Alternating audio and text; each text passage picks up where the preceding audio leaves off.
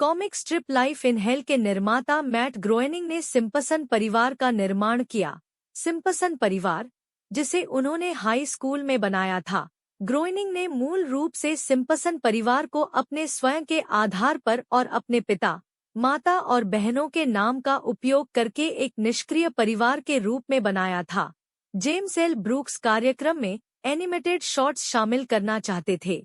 उन्होंने ग्रोएनिंग की life in hell strip देखी थी और ग्रोएनिंग से कुछ विचार पेश करने के लिए कहा था। इसलिए ग्रोएनिंग अपने परिवार पर आधारित प्रतिष्ठित चरित्र लेकर आए। कार्यक्रम में 48 एक मिनट के सिम्पसन्स शॉर्ट्स प्रसारित किए गए। पहले 4 सीजन में ज्यादातर ध्यान बार्ट और उसकी शरारतों पर था। धीरे धीरे सारा ध्यान होमर पर केंद्रित हो गया। द सिम्पसन्स के प्रत्येक सीजन में आम तौर पर 21 से 25 एपिसोड होते हैं। प्रत्येक एपिसोड के निर्माण में लगभग 6 महीने लगते हैं। सबसे लंबे समय तक चलने वाला सिटकॉम और animated television show the Simpsons ने युवा और बूढ़े लोगों के दिलों पर कब्जा कर लिया है। द सिम्पसन्स टीवी इतिहास में सबसे लंबे समय तक चलने वाला स्क्रिप्टेड शो है। इसने पहले वर्ष के लिए एमी पुरस्कार जीता। शो की सफलता का एक कारण यह है कि यह नियमित रूप से मशहूर हस्तियों और वर्तमान घटनाओं का मजाक उड़ाता है।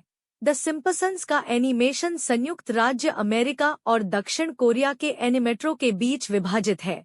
द सिम्पसन्स की जड़ें लगभग हर प्रकार की कॉमिक प्रस्तुति में हैं, जिसमें एकल फ्रेमयुक्त और बहुफ्रेमयुक्त दोनों शामिल हैं। यह शो मशहूर हस्तियों की नकल करने और राजनीतिक मुद्दों पर टिप्पणियों के लिए कैरिकेचर का उपयोग करता है, ठीक वैसे ही जैसे आमतौर पर अखबारों में पाए जाने वाले पारंपरिक संपादकीय कार्टून होते हैं। पहला सिम्पसन्स शॉर्ट, गुड नाइट, 19 अप्रैल 1987 को प्रसारित हुआ। अंतिम शॉर्ट, टीवी सिम्पसन्स, 14 मई 1989 को प्रसारित हुआ। द सिम्पसन्स पहली बार 17 दिसंबर 1989 को फॉक्स पर एक अलग शो के रूप में प्रसारित हुआ। 17 दिसंबर 1989 को फॉक्स पर प्रीमियर के बाद से श्रृंखला एक सांस्कृतिक घटना बन गई है, जो दुनिया भर में पहचानी जाने योग्य है। पहला episode, Simpsons roasting on open fire, चित्रित था। 14 जनवरी 1990 से रविवार रात को नियमित प्रसारण शुरू हुआ। तो 1987 से लेकर आज तक सिम्पसन्स की आयु है।